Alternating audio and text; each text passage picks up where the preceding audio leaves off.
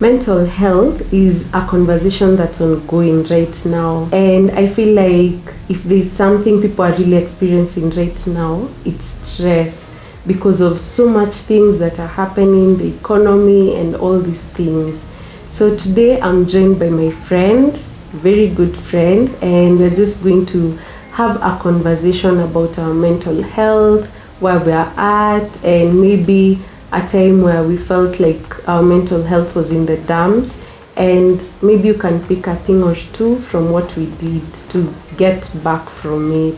So I'll let my very good friend introduce herself. Hi everyone, my name is Christine Mumo.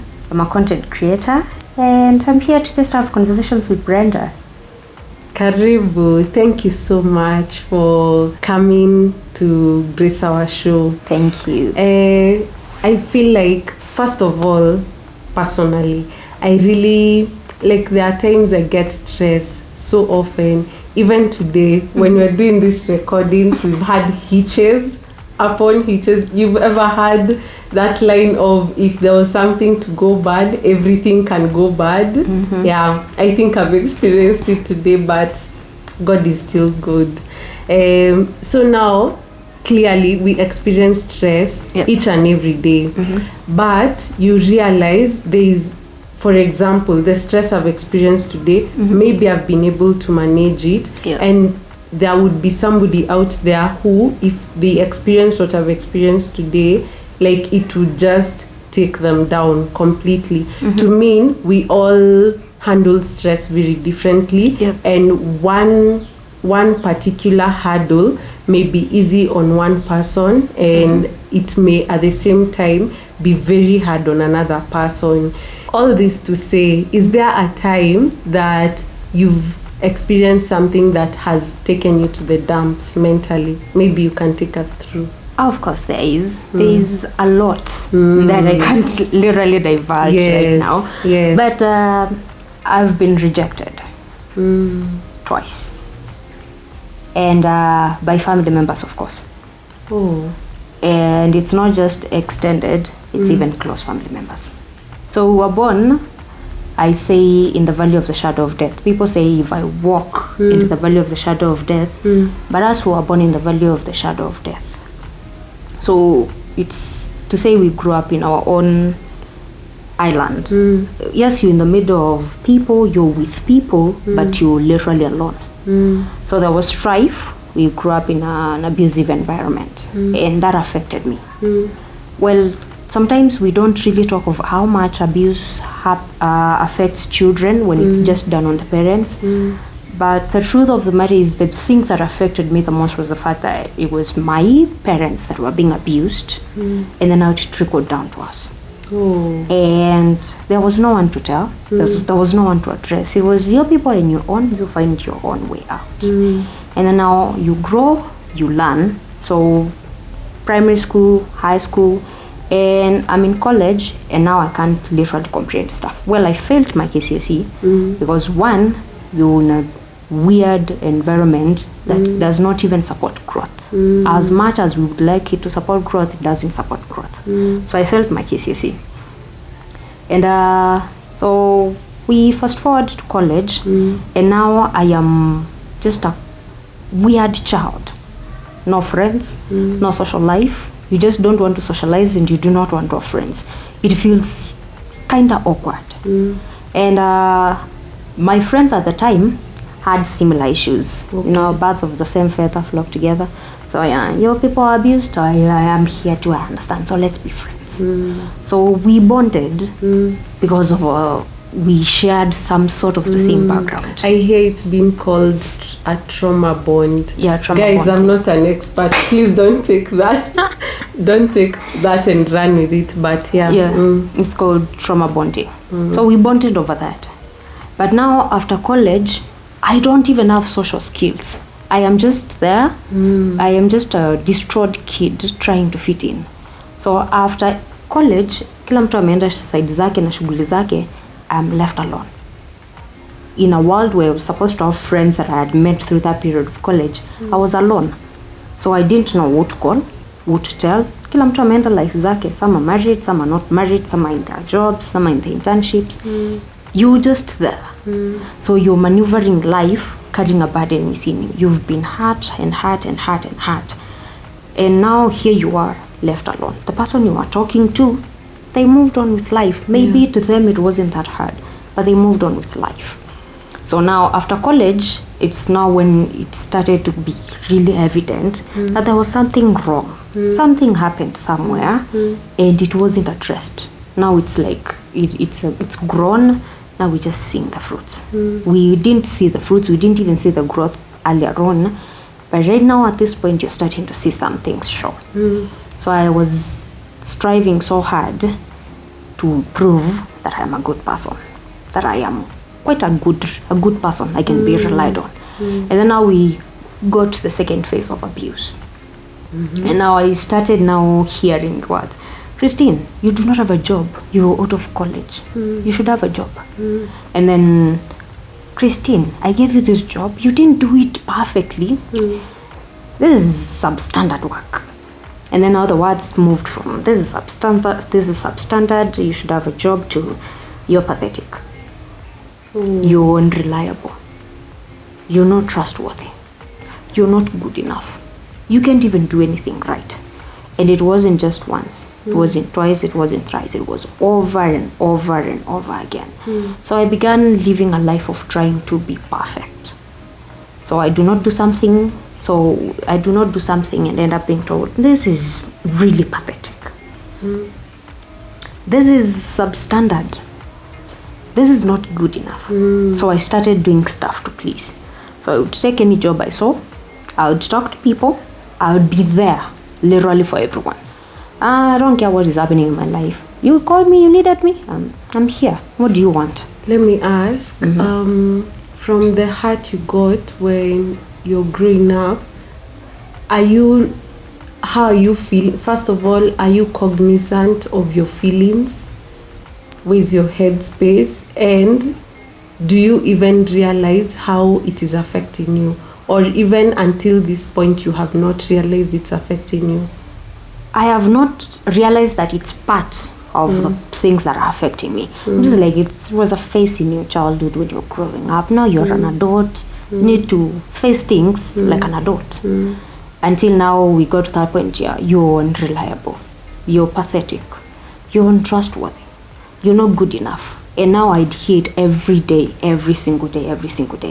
And it became too much. I began now showing signs of being irritated.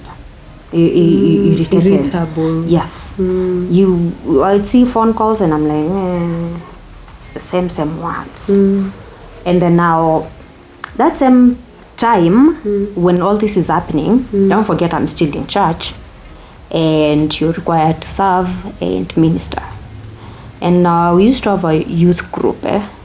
We used to have prayers after the service, maybe on Tuesday. So of course, when you meet again, you're expecting people to share what has happened during the week, how they are feeling, are they okay spiritually, and no one would talk about, I don't even know what to pray about. Everybody had looked like they were coming from a really good, loving family. So I was there like, am I the only one that is experiencing this? Am I the only one that has been called pathetic? Am I the only one that has been called unreliable? Am I the one that has been abused? Is it just happening to me? So I didn't open it up. I didn't say it was something I was struggling with. But I feel like that's something we're all suffering from. Like, just the other day, I wasn't feeling okay. I got a phone call from someone. You know how you just respond for the sake of responding? Yeah. How are you? I'm okay. That time I'm in pain. I'm not well. I don't know where we got that from. That even when you're not okay, when you're asked by anybody, how are you doing? Yes. The answer is, I'm okay. I'm good. I'm fine.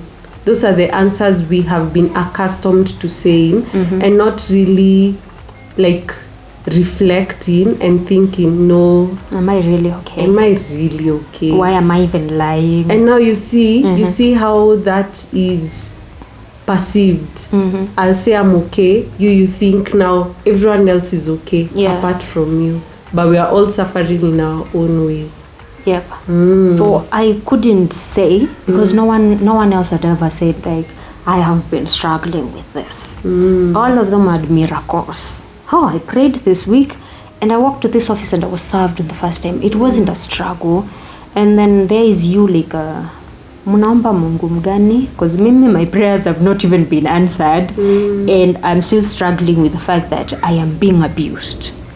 And at that point, that was in 2017, no one was talking of emotional abuse. No one was even talking about it. No one was talking of how much words can do to someone. So in 2017, I have lived knowing I am pathetic. I am unreliable. There's a way it feels when it comes from close family members. When it comes from your blood, it just like tears your heart. Because the very group, the very team that's supposed to be protecting you is the one that is tearing you into pieces. And so 2017 ikaisha, we got 2018, and 2018 it was literally like starting to show now. I don't want to hang out with people. I don't want to hear anything. I am still praying to God. I am still ministering, but there is a part of me that is angry. There's a part of me that craves something else that no one here is giving. So towards 2018 January, I became irritable, like literally irritable. And now, every phone call resorts to, you're pathetic. Oh, nimeitiwa family meetings kadhaa. Mingi. Yeah. So goodness. I would just show up for family meeting and then unakaa hapo and you don't move just to try and look invisible. So now that was now the beginning of everything. Now understanding that this is not even good, this is not even fair, there's something wrong, but your people do not want to address it. So I kept it to myself, and then I had this one simple slight notion. If I am that pathetic, no one loves me, no one cares for me, no one needs me here. Let me ask, if this is coming from your family, are you having friends out here? I wouldn't say I had friends. Because even if I tell them, they wouldn't understand. No one has experienced it in any way. They are all coming from good families because no one else is having the same issues as you have. No one is talking about anything, so you wouldn't even know who you're going to tell. So you're piling all these things. Yeah, I'm just keeping up everything on their side. But when I show up in public for events, church stuff, I'm busy smiling. I'm like, hi, how you doing? I'm good. The Lord is good. He's very good. But deep inside, I have a whole pile. Nimekasirishwa, I am tired, I have a lot. But I don't know who I'm going to tell. So 2018 January, I decided I do not need to be here anymore. I don't want to be here. Nobody loves me. They think I'm pathetic. I have tried. I have done work. I earn. And there's still no effort that is being seen. So why am I here? So I decided now we can die and go. Yep. So I wanted to just die and leave. My notion and my thought was, if I die and go, they are better. If I am out of this world, the world is really a better place without me. At any one point, did you consider not entertaining them? No.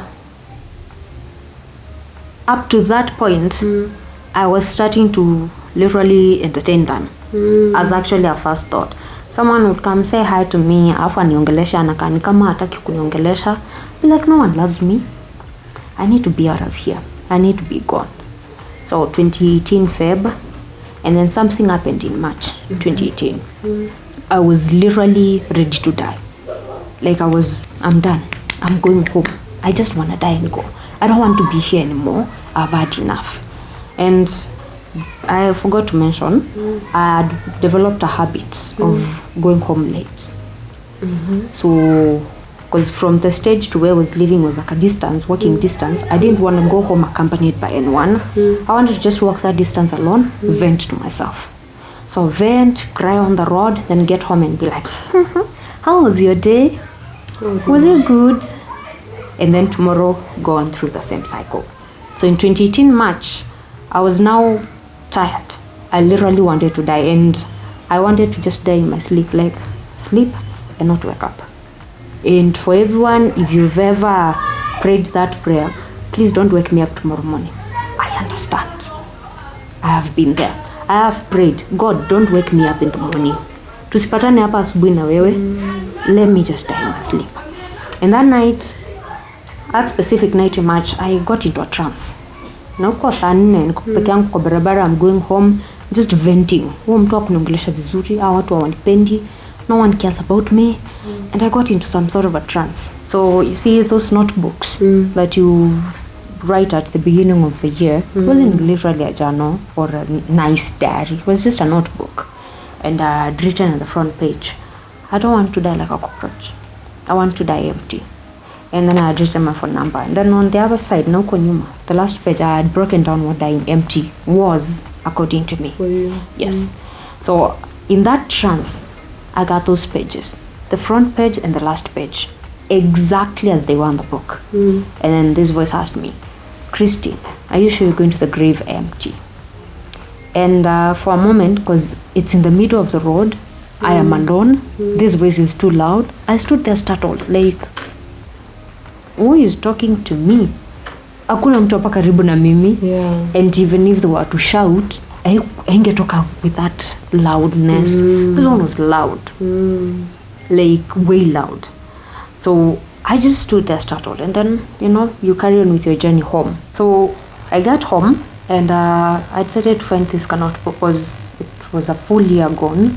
I hadn't read it, so it got put somewhere, stuffed somewhere to huko ndani. I had to find it. I found the book, kaekelea hapo, like go through again and see. This was too loud. So you just see the first page exactly as it was in that trance, and the last page, and I just slept. And then now, from then on, that day was the last day suicide was like a first option for me. Before that day, you would talk to me in a weird manner. Someone would say something, and I just think, no one loves me, no one likes me. Why don't I just die and go? But that night was like the marking point. So from that day, suicide was never like the first option at everything. I would have to now listen. If someone said something, not just take it literally, like no one liked you, no one loved you. Just take it as it was just someone saying something. But now it's not getting to you. Not that it's not getting to me. I have it, but my mind does not immediately switch to suicide. I can think of other options, but suicide is not like really the first thing, because it was the go-to. You do something, you say something, you don't talk to me, whoa, we just switch. No one likes me, no one loves me, let's die and go. So now from March, when I got now that trance, to October when I opened up, that's like a whole 7 months. It was a struggle because I have piled in a lot, and I need to let it out, and I don't know who to tell, but I needed to tell someone. It would make my burden lesser. It would even lessen the weight on my shoulders, because carrying too much pain, too much hatred, too much abuse, it also weighs you down. So I needed someone to tell, and there was literally no one. So every day from March, and I think it was March 18th, from that day on, every day was, I'm going to tell someone I am literally struggling. I am fighting for my life. I'm just going to preempt myself. People say, I met a stranger and I told them my story. Like, I'm going to tell someone that. But now it was a struggle, because there was not one specific person I was planning on to tell. There was not one single person I was like, I'm going to tell so-and-so. So-and-so can listen to me, so-and-so can understand. I didn't have that specific person. And even if there was one specific person, they would show up, and I'm like, hi, it was nice meeting you. The courage to tell them would just evaporate. So I kept on carrying it on. And now it became frustrating, because this is a task that I set to do, and I didn't do. And not only did I not do, I have carried it over. I said to do that yesterday, and I didn't do it. So yesterday moved to today. and today moved to tomorrow, and tomorrow has moved to, it's been 3 months. Yeah. And it's like a continuous cycle. I do not have courage to tell someone, or I don't even have someone to tell. And this while, it was like becoming way too much. You're in church, you're praying, like your prayers are not like getting beyond the ceiling. Watu wakisema miracles unashangaa. Which miracles are you talking about? Yeah. So it got to a point, and I got really angry, and I was asking God, am I too broken that you can't even fix me? Like, this is God who created me, but here I am asking him, am I too broken that you can't fix me? Let me ask. This whole time you're going through all this, you've really pointed out how you've been in church. Yeah. That is not helping you in any sort of way? No. Because when it got to a point, and part of the fire that built up this resentment was coming from church. Ooh. Yes. Okay. So now I am torn in between who to tell in church. You know, there are people that are fully equipped in church that you can tell. Yeah. But they are not there. They are like a fuel to this whole problem. So I was there just asking God, am I too broken that you can fix me? You already refused me to die. So am I too broken that you can't fix me? And the whole of 2018, because that was like literally the whole of 2018, I was angry, frustrated. I'm still angry at God because it's like I'm too broken, he can't fix me. And I'm also angry and frustrated at myself. I don't have friends. I do not even have someone that I can literally call and tell, That must please have been pray. hard. It's hard. It's literally hard. There is no one I can be like, can I tell you something? And can you not tell someone else, please? Yeah. There wasn't someone of that sort. So God is literally concerned in every aspect of our lives. So in July 1st, I say God sent someone. It's so interesting how you remember even the date. Yes. Wow. In July 1st, God sent someone. And see how extroverts adopt introverts? That was what happened. She's talkative. Mkitoka naye hapa nje, asalimia kila mtu. Like, how do you even know that one? Yeah. So that was how she was. She would say hi, talk to me every day. And the craziest thing was she opened up her life to me. Okay. Me that I wasn't even willing to tell anyone about my life, even though I wanted to open up. She told me the details of her life. So in a way, I became a shoulder for her to lean on. In a way, I became a confidant. The very two things that I needed the most at that time, that the ones I was giving out generously. Yeah. And so we fast forward to October. By the time we are getting to the end of August, I already know her. I know her life. I know what is going on. She don't even know one single bit about me. Yes. Like the things I am giving her are the ones I am supposed to be receiving. I need a shoulder to lean on, and I need someone to pour everything to. Yeah. But there's still not that one person. So we get to October, and my birthday is in October. So I'm telling myself, there's no way get into a new year with all this burden. Yeah. I got to tell someone something is going on. I need to tell someone. I need to find someone and tell them. So we get there, and my birthday was miserable. There was no one to tell. I was angry. I was frustrated. I hadn't found someone. And the year just ended, and we got into another new year still carrying the same burden. Still angry, still frustrated. But this time around, it was beginning to show. Like it was literally starting to show up. And that week was literally significant. Because that week after my birthday, there was a whole campaign on Kenyans against depression. It was like starting to get some momentum.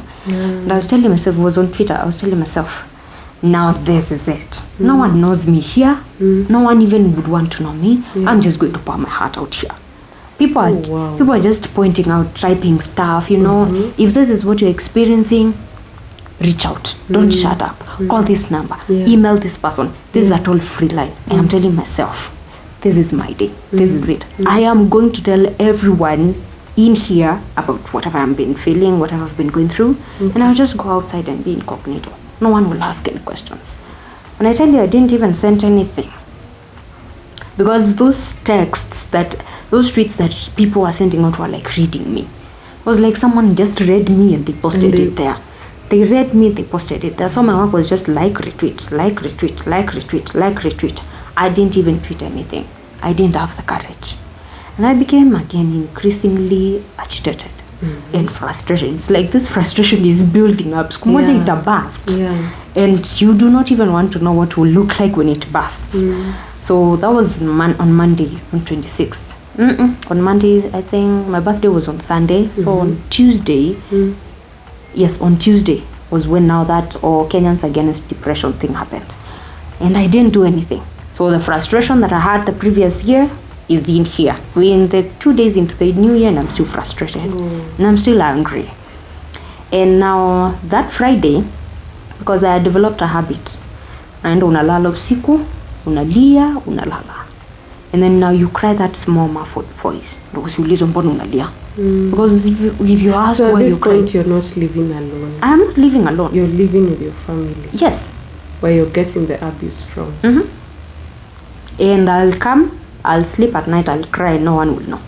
You just like, unashikilia, una breathe out. And then you wake up in the morning, you're more frustrated, you're more angry. Ukiangalia goals zako zenye uliset last month and last month, but one, bado ziko, they are untouched. Specifically concerning whatever it is that is going on with your life, they are untouched. You're frustrated. So you cry in the morning and you're like, let's go now. So on this Friday, I woke up, I like cried. And you know when you kishali ile kilio fulani watu twitch. Like, yes. Iyo, aishangi haraka. Someone pats your back and you just go back to it again. Yes. So I cried your clear. I was literally like really angry. I cried that morning. And then nikaosha uso na maji baridi na nikatoka nikaenda nikismilianga watu kwa barabara like nothing happened. So I passed by her office. And because I was used to pass by her office, then go to mine. So pass by, say hi, then go to mine. And that day I passed to her office and I was like, hi, how you doing? I was like, hi. Are you okay? And every day she'll be like, how are you doing? And I'll be like, I am fine. But that Friday, she saw right through that I am fine. So like, you sure you're okay? You know when you're just done crying, you're okay, and someone asks if you're okay. They have triggered the floodgates. I cried. It was like the cry of a lifetime. I cried. I broke down that day. She was like, Kuja, ingia hapa. Sit there. We are done when I say we are done. That's how I opened up. It wasn't even a planned opening up. She just looked me straight in the eye and saw beyond there. I'm fine. And we opened up that way. And then now she helped me. She was like, sit down. I want to hear what it is that you're going through. I told her, and she was like, we have known each other for that while and you didn't even bother telling me that this was what you're going through. And I didn't know what defense line I had. But now when I look back at it, I'd say God made sure I wasn't alone. In the whole fight, in the whole journey, He made sure I was not alone. There was just someone somewhere for the right time that would just bear the burden. Ataibeba too with their grace, they will handle it well. Because I opened up and she was like, I'm sorry you feel that way. I'm sorry that is what has been happening. Oh, are you okay? So she started checking on me. We would talk. And then now she started saying, you know, Christine, you need to see a counselor. You need to see someone who's licensed to handle your case because your case is too much. I am not licensed. And I do appreciate her honesty. Because if she would have done the work of a licensed therapist, it would have been messy. She just said, you need to find a therapist. And then she suggested one thing. And then, do you think you can meet your family and maybe sit down and have a talk? Because your story revolves around them. Your pain, most of it revolves around them. And they need to know. Maybe it could change. And I was like, yeah, I can do that. And that's not easy also. Yeah, that's not easy. Yes. So that was the end of 2018. 2019, January, I tell myself, okay, let's go talk. Let's go tell the family what's been going on. Because I'm also tired of living in this life. Brenda, you remember when we were told we were not going to die? Yes. Yes. So in January, I just decided, you know what, let me tell my family what's going on. So I approach X. At this point, I'm just going to call them X. Yes. And I tell them I've been suicidal and I need help. When I tell you, X turned back, looked at me, made out one funny snort. And then they asked me, so ulikuwa unakufa uende wapi? So wewe na shetani mlikuwa na mpango gani? And I stood there. I felt like the world had just literally ended. Like it came to a standstill. I cried, tears fell, and then I made a mental note. Never again will I ever tell you anything about my mental health. I'm just going to keep it. But that was like, when you said I wasn't going to the grave empty, did you talk about this part? Because I don't know what is going on here. But that was not the end of it. That same year, that was in January 2019, we get to May 2019. And in May 2019, everything broke apart. So there's one more family meeting called for who? Christine. And that night, I had every single breaking word that you could ever tell someone. And these were the words. From the same person, X. X said, Christine, you're a burden to us. It would be better if you could go to some other place where people don't know you and where we won't even be asked about you. Either way, you can actually go to one of the visa-free countries. Just move there. You're too much of a burden. I sat there and the whole world shattered. And I felt defeated. And I felt lost. And I made another mental note. I am not doing this anymore. Sometimes you get to what looks like rock bottom and you stay there for a while. And then something else happens. And you crash and you tumble down and you're like, that wasn't rock bottom? Yeah, because I'm just like, what is this? What was that now? that? Because this now feels like rock bottom. So it's me against the world and against the family. And I'm just there. And I remember those times I would literally be like, did you really mean that I was too broken that you couldn't fix me? And tupa? Like they have sent me away, literally sent me away. And I started living like I didn't have anyone I knew in this world. So I started living like I'm alone. See, your people said I'm a burden. So now, those words, you're a burden to us, created another monster. A hyper-independent person, someone that will never ask for questions, for any help. They will never ask questions, they will never ask for any help. They will just try and they become avoidant. And I hate the fact that that was what I became. No questions asked, no help asked, no help whatsoever. Just maneuver life, find life. Don't ask anyone for help because you're a burden. And I lived with that. I stayed with that for quite a number of years. I was angry, I was alone, I was fighting. But you know, God is also still concerned. Those days I would go back and I'd be like, why did you not let me die? I would have died that night. I wouldn't have been told I'm a burden by my own family. They wouldn't have sent me away. You could have just let me die. This is too much. This is a lot. It's not just now you're pathetic. Because they reiterated that every single day. It's not that you're unreliable. It's not that you're untrustworthy. It's not every other word. It's you pick a phone call and you're like, Christine, why didn't you do this? It's like a quarrel. So from that moment on, life became disoriented. It was like I was just a human that was roaming the face of the earth. Physically, I'm here, but emotionally, spiritually, my mind is elsewhere.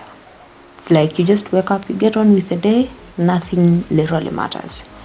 And that went on for a long while, like for many years. 2019, 2020, 2019, 2020. All that time operating like that. Yeah, just slightly before COVID.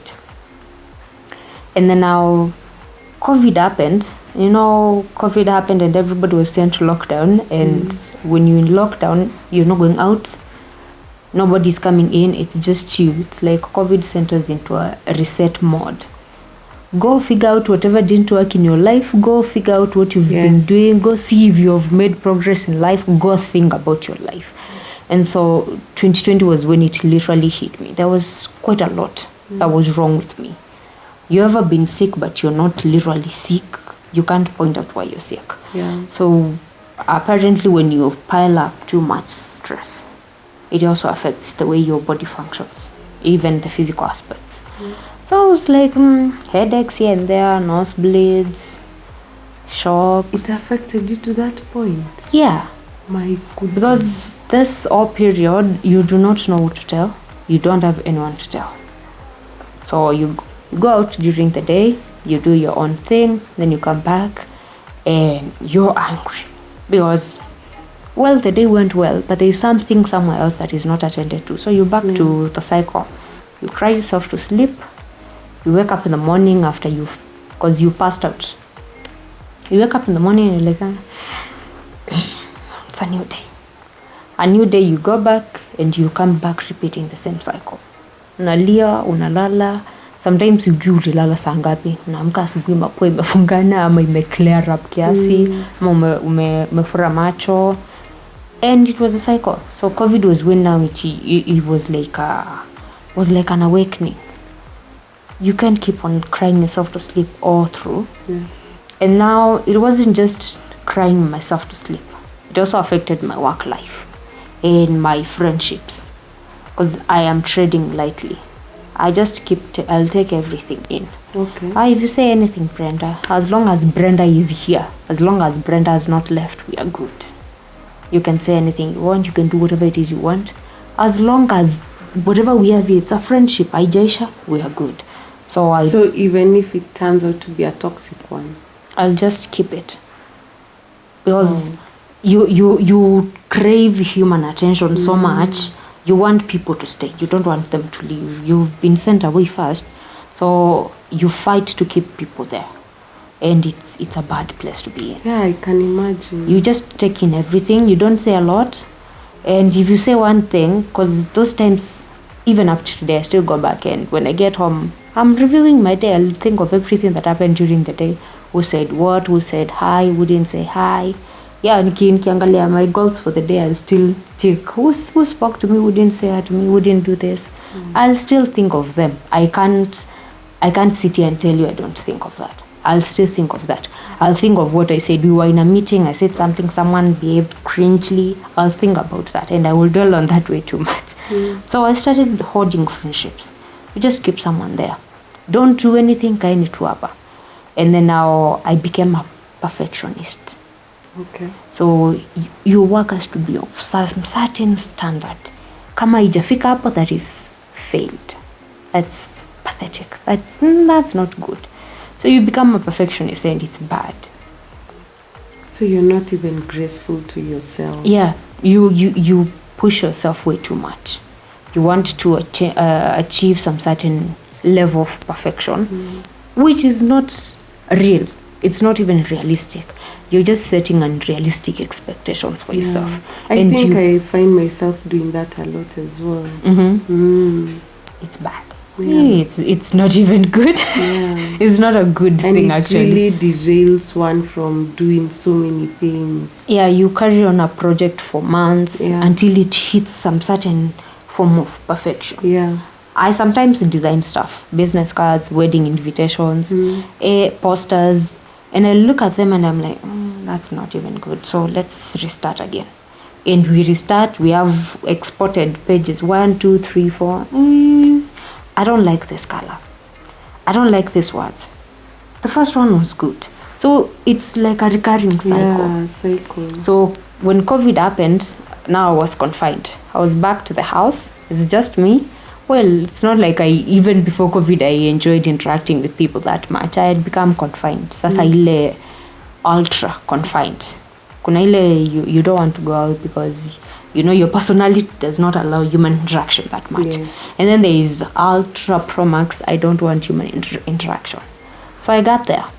I just want to be alone. I want to live my life alone. Just don't talk to me, don't quarrel me. So I'm doing things by myself.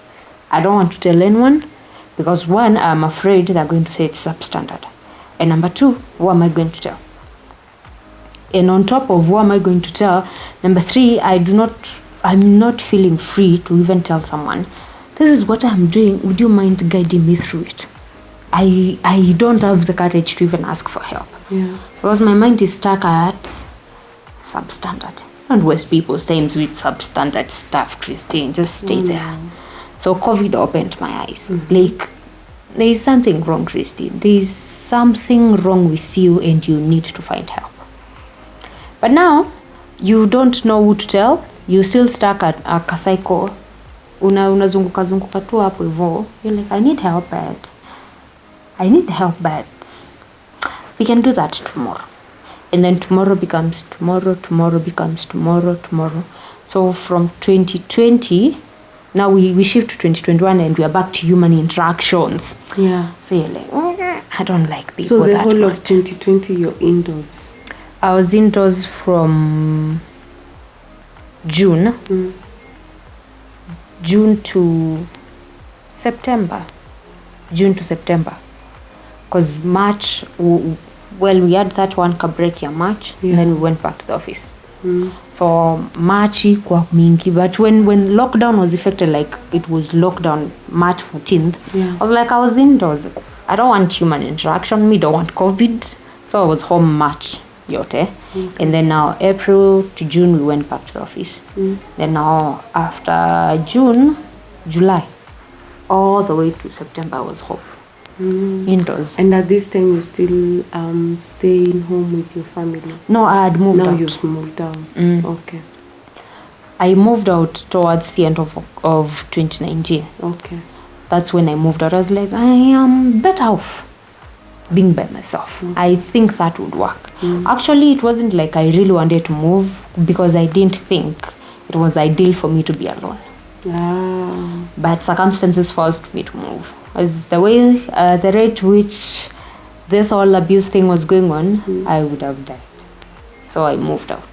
So I was alone that COVID period.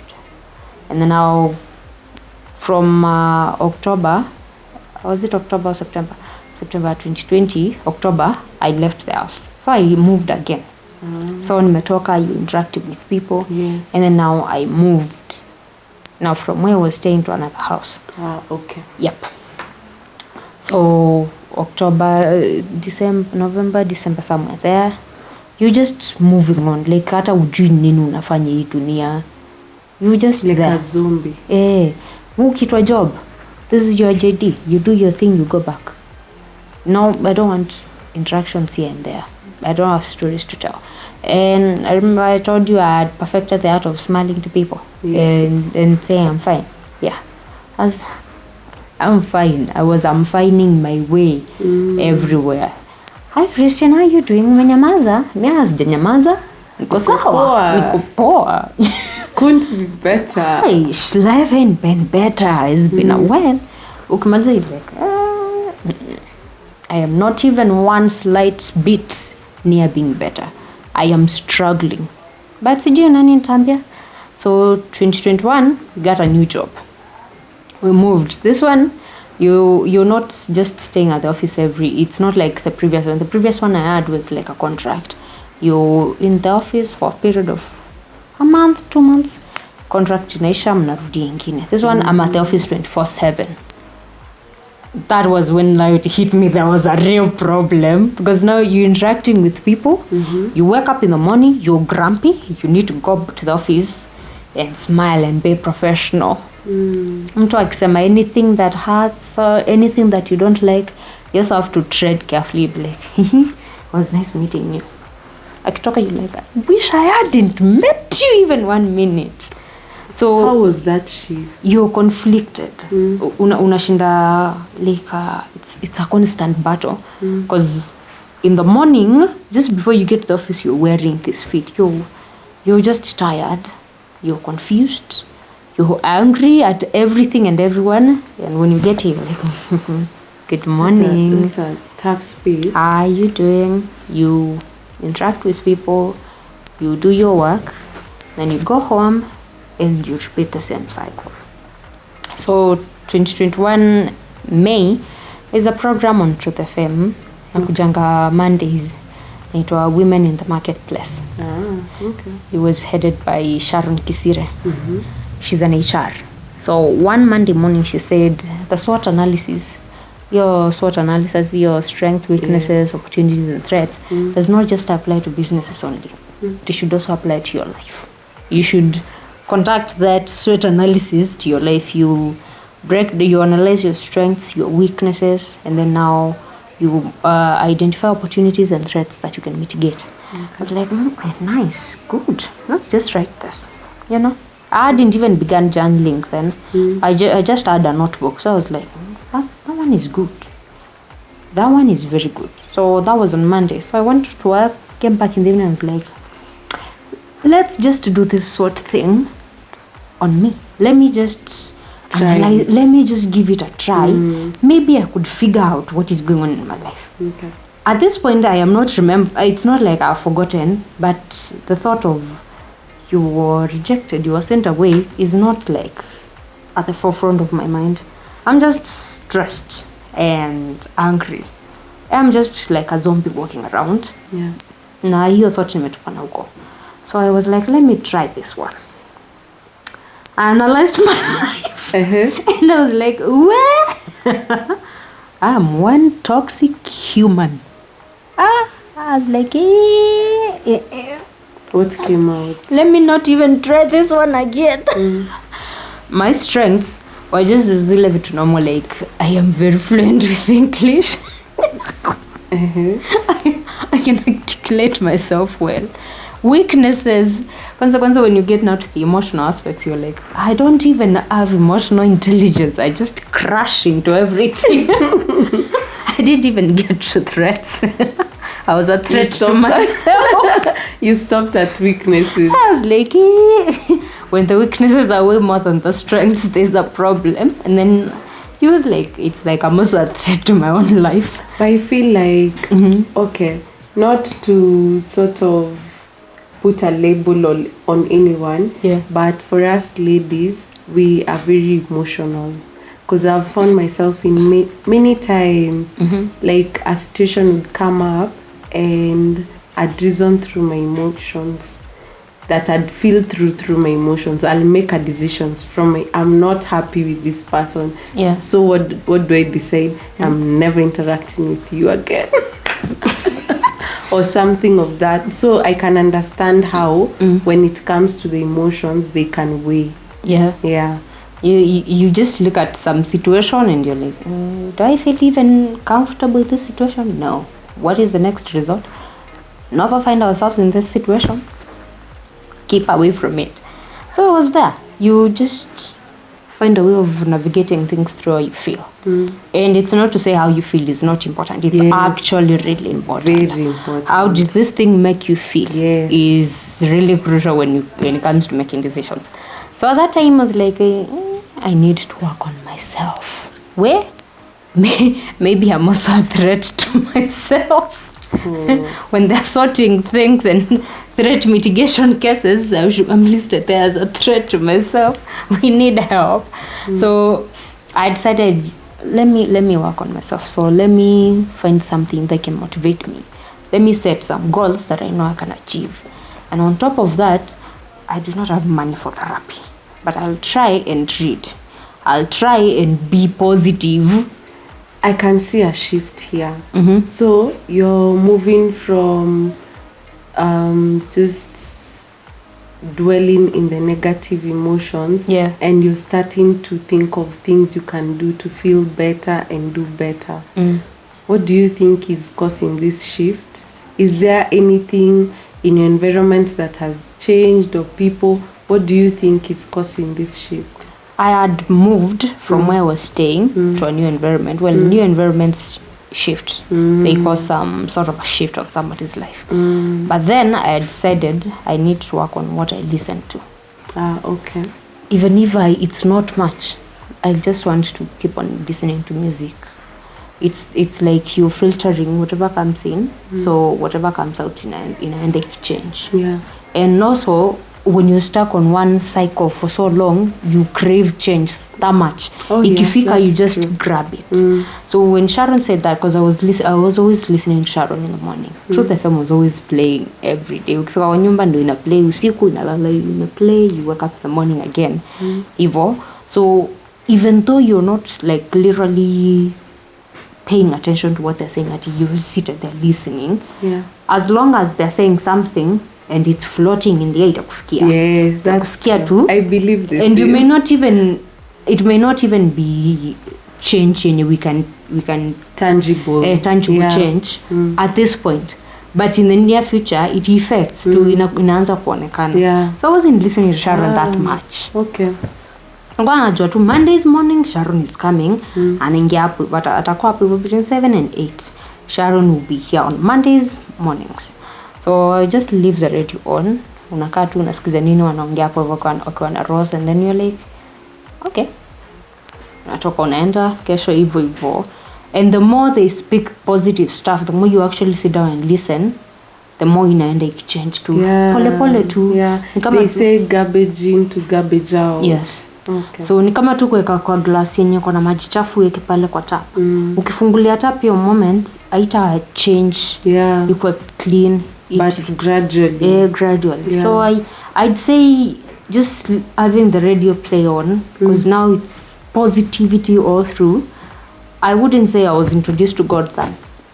I was introduced to God when I was young. I mean, my dad is a pastor, so technically grew up nikijua who God is, what it entails to be a Christian. So hapa hivi it's like a reawakening. Ni kama I'm being introduced to someone else. In a play too now hivyo in the background, but now it's not like the way it was in the first moments when you started playing it in the background. So you look forward to it. That's how I actually found myself sitting there. The SWOT analysis should apply to my own life too. Okay. Yeah, it was like a gradual move.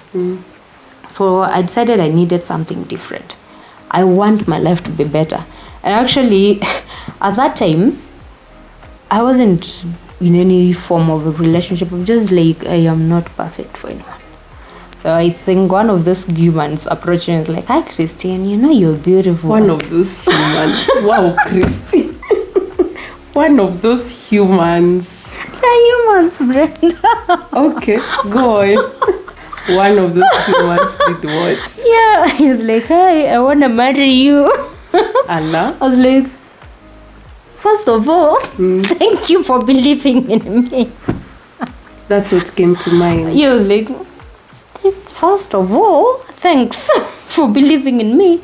But no thanks. And he was like, why? Am I not attractive? Am I not this? I'm like, it's not you. It's me. That line. But I had... Not it's me. It's me. I'm the problem. But I had a valid reason. I told this guy, I'm at a point in my life, I'm just fixing whatever it is that is broken in my life.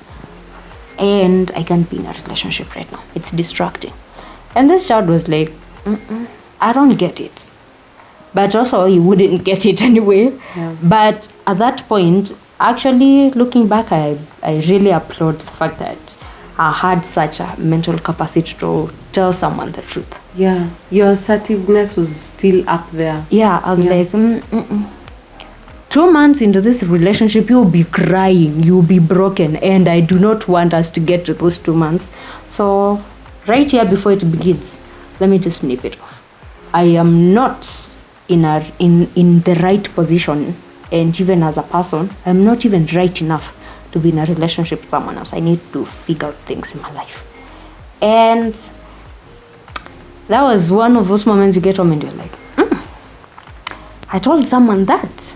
Wow, congratulations. I'm already seeing the difference. I'm like, that was good. That was good. And the fact, the most good thing was the fact that I stood my ground. I was like, we can figure things out. We can work things out. I'm like, I don't want to work things out. Let me be honest. Hakuna haja ni kuharibia life. Hakuna haja tuharibia na life. But we're not figuring things out here. I have made up my mind. Please, don't even think about it. There's this coming on Instagram when you're in your healing face and someone says hello and someone is just tumbling. Poof.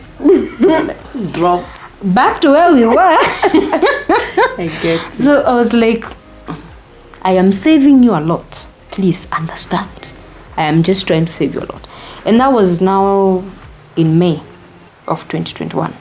I am still not pretty much that okay. Was it May 2021 or 2022? Hi guys, as you can see, I'm shooting from Sifa House. Such a beautiful 5-bedroom Airbnb, has its own compound. Such a perfect place for your rural shows, your small group events, your bridal pickups, content creation like I'm doing myself. Just contact the number on the screen to make your booking and check them out on IG, Sifa Homestay. No, it was 2022. Okay. So 2021, I'm just going to work. Ah. I just want to get into corporate. Okay. Corporate offices, 8 to 5, get to work in the morning, come out. Yeah. But I still wanted to crave growth. So I wanted to grow, like become better. It's not like you see someone and you want to be like them. It's like you've been stuck in a cycle and now you want to be better. So 2021 didn't have much, but I am still carrying burden from Nauko. Yeah. And now 2020, 2020 we were introduced to Benjamin Zulu. Yes. And the guy was spitting, has always been spitting wisdom left, right and center, Yes, akigonga watu. So you're like, let's listen to him.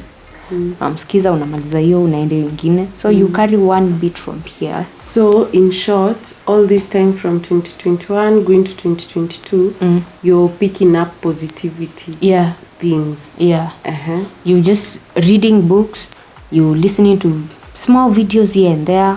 Whoever feels you unasikia ni kama anakuinfluence, you listen to that one. Kesho unapata mwingine hivyo. So we shift to 2022 and a lot has like happened. I can make decisions for my own, but I'm still stuck on perfection. So that's where this guy came in. I'm like, broski. So you say, at that point you say you want to figure things out. What things? I want to make my life better. Okay. Because I knew for a fact that if there was a guy in my life, he was going to end up broken. It's a fact. Was going to end up way worse than I found him, because I'm going to bleed into him. He will tick one box that I have that has never been ticked, and I will just be clinging to him, and then I will bleed onto him. They say you heal so you don't hurt the ones that didn't hurt you. Yes. So I am not healed. I am just here. Nimefunikia hiyo uchungu yote, nimefunikia. No one has ever seen it. No one has ever heard it. But if someone comes and ticks one box, see I will open up to them. I'll bleed into. So they will say, well, you that one, why did you do that? Yeah. Why are you like that? Mbona unajificha? Why are you angry at this point? Why do we have outbursts here and there? So they wouldn't understand. So in 2022, at least nimegather tu vitu tudogo na huko I'm like, I need to be better. I need to be a good person. And so 2022, May, June, July, just one simple thing happened. I got back home from work. I got to the house. I had a notebook tu yenye unaandikanga tu vitu zenye unaandika tu hapo. And I sat there and I picked up my Bible and I was reading Genesis. And when you followed the whole story of Israel, from the day Abraham is promised that your descendants shall be slaves in a foreign land, but I will still get them back for you. From then on till the day Joseph dies, those people have suffered for so long. But before we could get to the point Joseph dies, I got to, is it chapter 45? When his brothers come to Egypt and now he reveals himself to them. And they after Jacob died, after he died, his sons were like, we hurt our brother, now our father has died. Maybe now you will arise and revenge on us. So they went to him and were like, make us your slaves. we are sorry, we didn't mean to do it. You know? And Joseph was like, you made it for evil, but God made it for good. Yeah. So that the whole nation of Egypt and your people could be saved. And that night, God was like, they made it for evil, but I made it for good. Wow. So I just wrote it there. It was like so heavy. They made it for evil, but I made it for good. So I just wrote that statement. You too. They made it for evil, but I made it for good. And I was like, okay. It's starting to look like it's making sense. Yeah. At I used to do what is making sense, but this one is making sense a little bit. They made it for evil, I made it for good.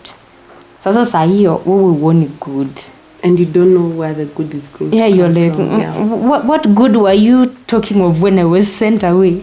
I am still angry. You didn't address why I wanted to die. You just said, you're not coming here.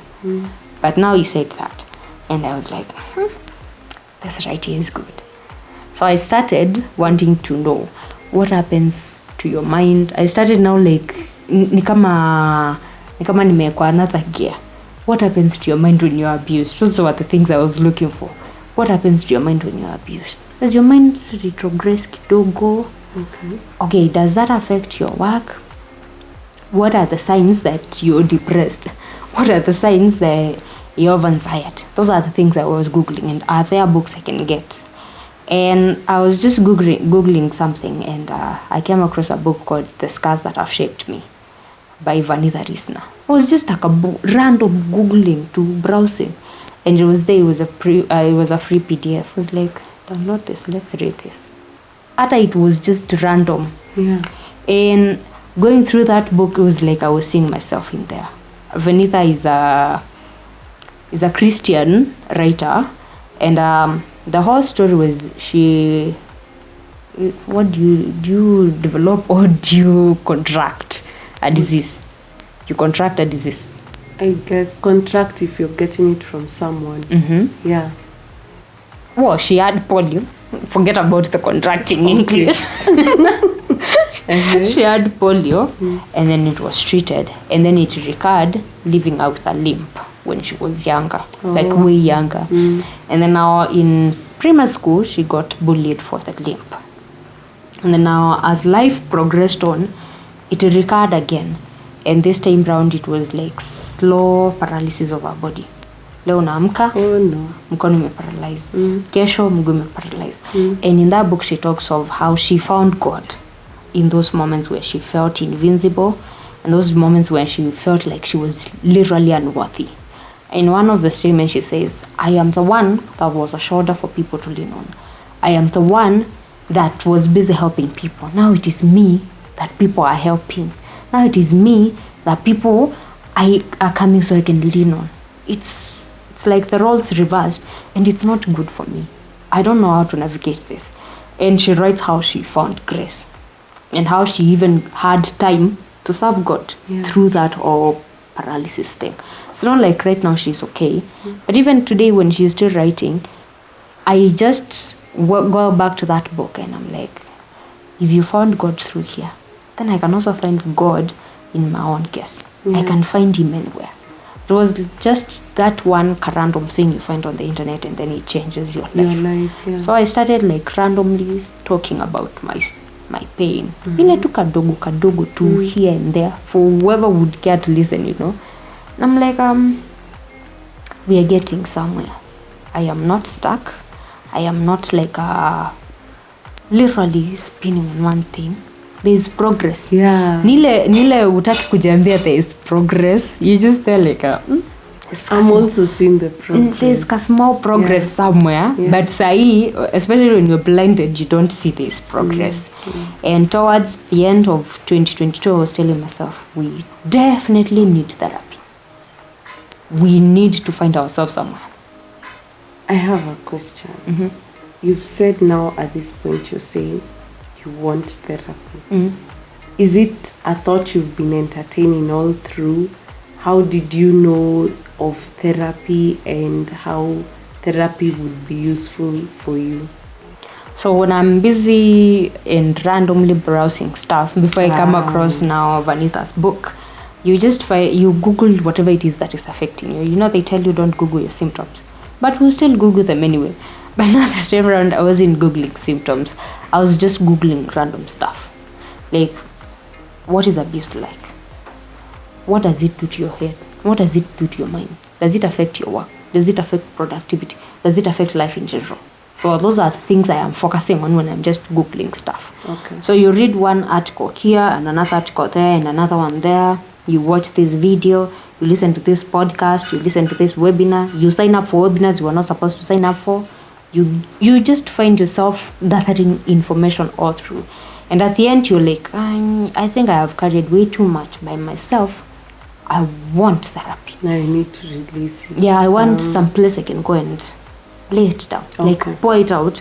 Not to someone who will just sit and listen. Now I want to do it with someone who is licensed. Someone who is equipped to handle this. Yeah. Because if you're a doctor, you don't see people who are just okay.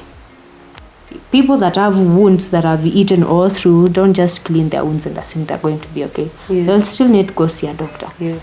The doctor is specialized to handle that wound. Yeah. So a therapist is specialized to handle mental stuff. Yeah. They know what to do. They know how to do it. It's their field of specialization. So I needed someone who knew what they were doing. Okay. I can pour out to them. I can tell them. And then now I was starting to classify things. I spend my days at work.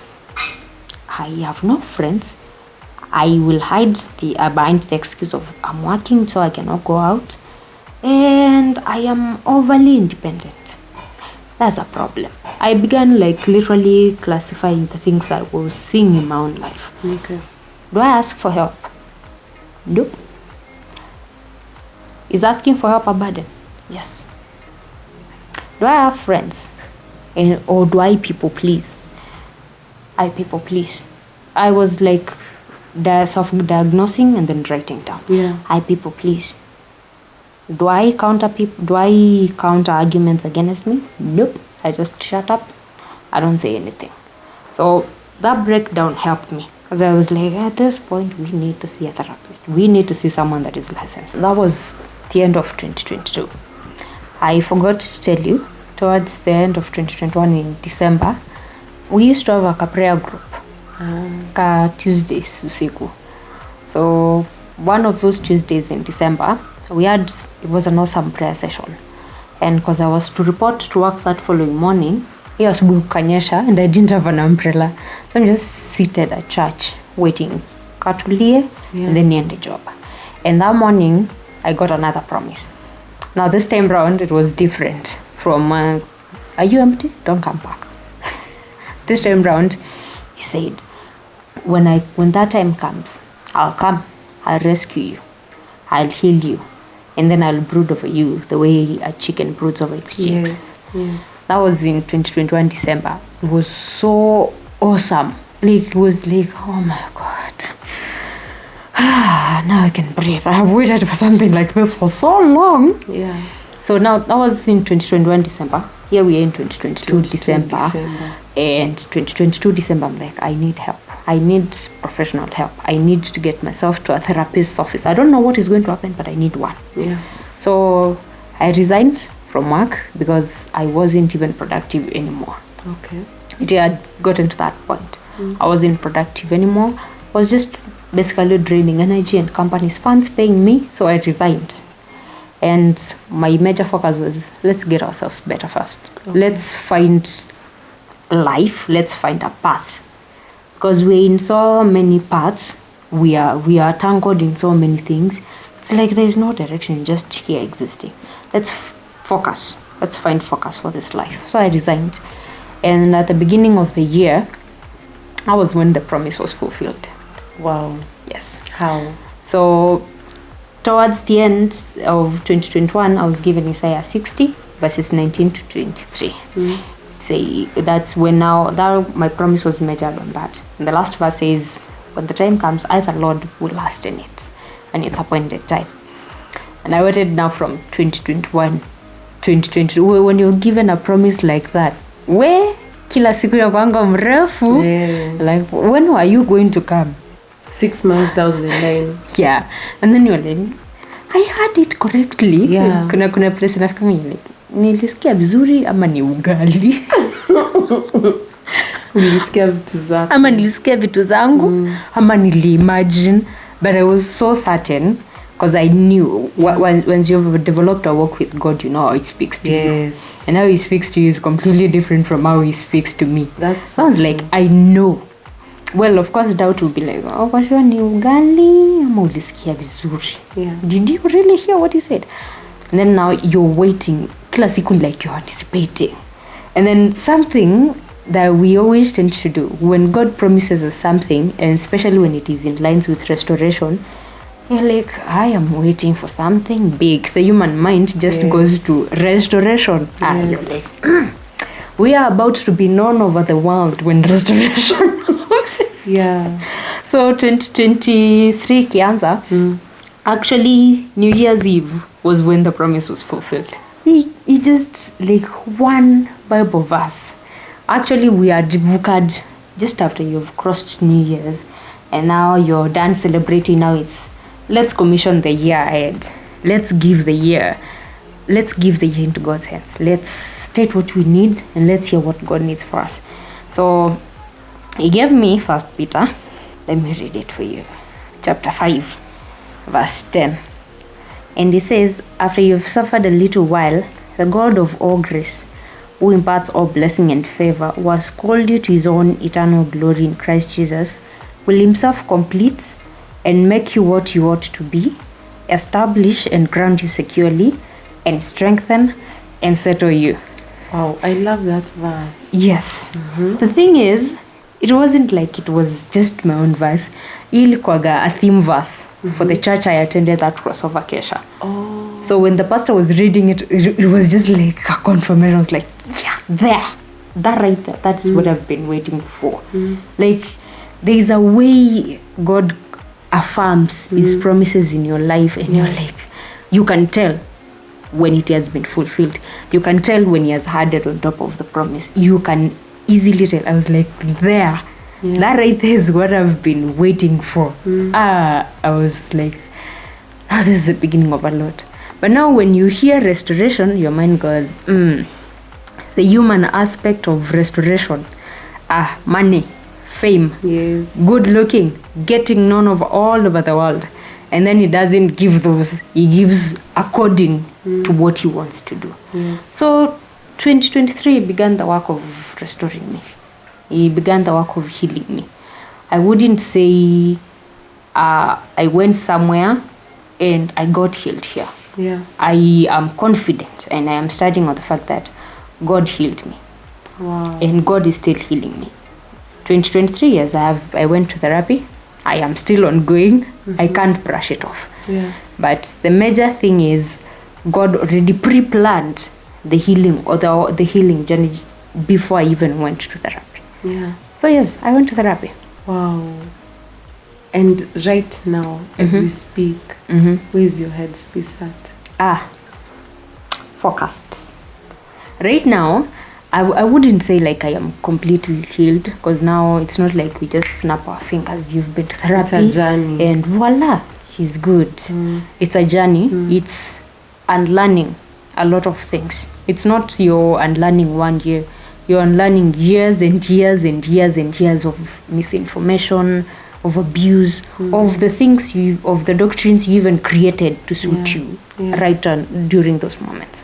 So I am in a place where I am unlearning a lot of things. I am relearning stuff, and I am learning new things. And one of the major things that stand out is the fact that I do not ever want to go back to where I went. I don't want to experience ever again that one all weird experience. I don't ever want to go back to it. And I also don't want to ever put someone in that position. Yes. Have you, how are you relating with your family members right now? Right now we are good, surprisingly. When God said he was going to heal and restore, he just didn't say where he was starting first. He didn't give me a heads up. He just started working on few things here and there. And he began with relations, people, friends, family. So you work on them one bit by bit by bit, a day at a time, I'd say. Right now we are good. Wow. Yeah. I'm so happy to hear that. Thank Is you. it a conversation you had to have now, for example, with them, and like tell them in this way you hurt me, or how did that go about? They are part of the conversation there are parts of the conversation that I've had with them, and there are some I have not had with them also. You also have to get to a point and gauge the reactions of people, specifically the ones you're going to tell. Okay. You also have to gauge their reaction. You might tell them everything, and then you leave there broken, way more broken than you were when you got in, or discouraged. So you also have to learn to filter. Have they fully grown? Have they fully accepted? Have they gotten to that point of fully accepting this? Yeah. Or are we still going back to strive? So you give what you feel is like ready and due for them. And then you keep the other one until you're also ready to tell it. Yeah. You know, most of the instances are really painful. There are some, if I start talking about, I'll cry. Yeah. I also need to get over that. Yeah. I also need to heal past that point of telling someone and then crying. You're like breaking down afresh. You also need to heal to get beyond that. So when you get to talk to them, it's no longer like you're accusing them. You're just telling them, like, you remember some years back you did this and that wasn't fair. But we're good, you know. But kuna zenye najua, if I go right now, I'm like, you did this. And then woo, we just open the floodgates again. It's like an accusation. I am not healed completely to address everything. Yeah. Wow. First off, thank you so much for being that open and sharing that experience with us. I'm pretty sure trauma is something we all have experienced, and in different ways.